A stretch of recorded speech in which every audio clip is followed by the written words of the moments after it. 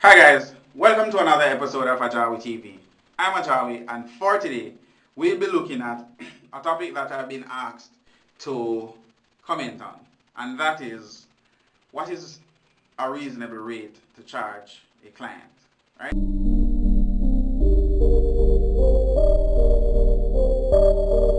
Metro Boomin want some more, nigga.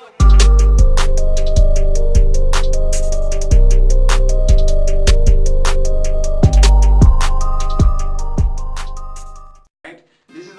This is a question that has been asked, or somebody asked me. Well, multiple people asked me this. All right. So in order to bring you this information, I must first tell you or give you information to make you better able to make your decisions. Right. So the first thing is you must understand that as a technologist, building practitioner, or designer, you are allowed to do buildings up to 3,000 square feet, right? 4,000 max, without the need for an architect, right? No. There's a section within the building code that actually speaks to this, and that is what you call it, the International Residential Building Code, right? IRC.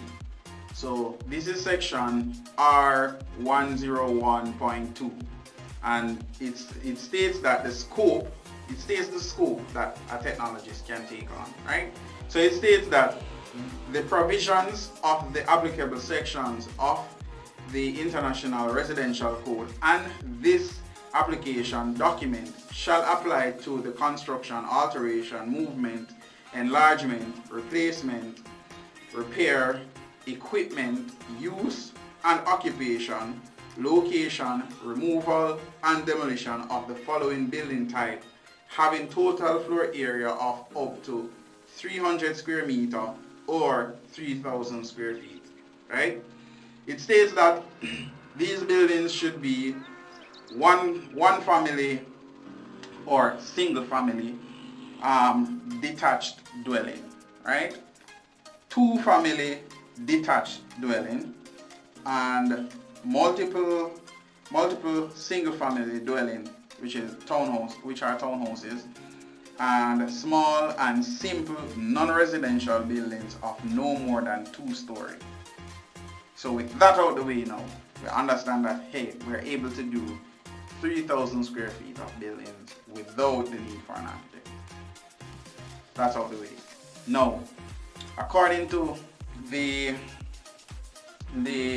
Architect Registration Board, right? Architects are advised to charge a recommended rate of 7% of construction cost, right?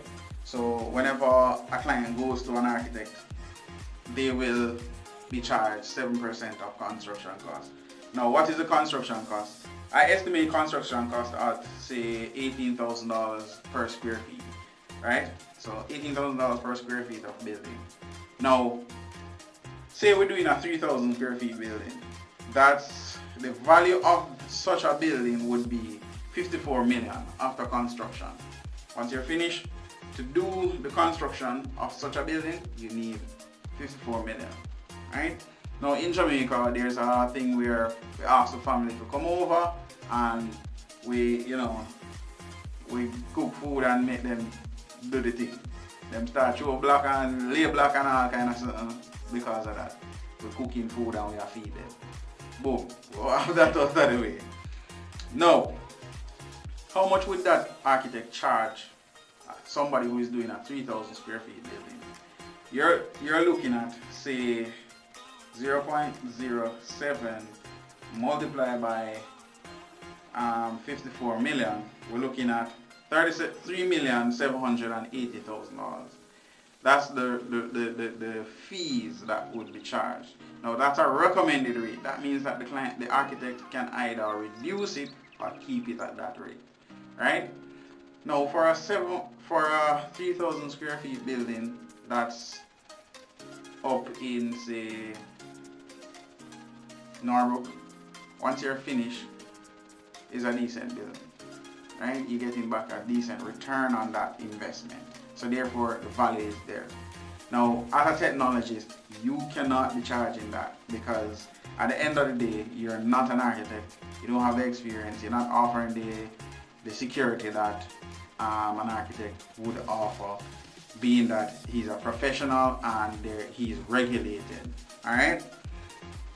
Now, at the moment, there's no regulation board. They're presently in the process of setting up that.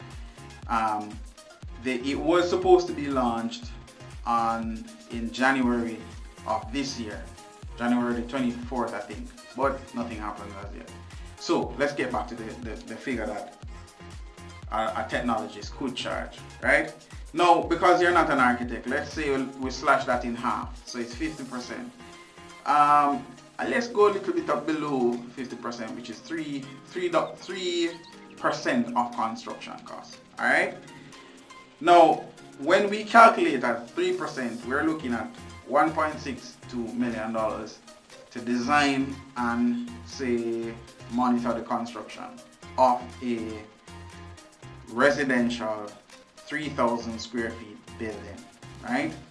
According to the new regulations, the architect or the designer must hold responsibility for that building while it is going up. So you're supposed to inspect on that design. You know, you're supposed to, where you say, whenever there is an inspection going on by the local council, you're supposed to be there.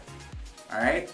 So at 1.62 million, we're looking at, you know, you now having the need to step up your game and start offering good quality service for that money.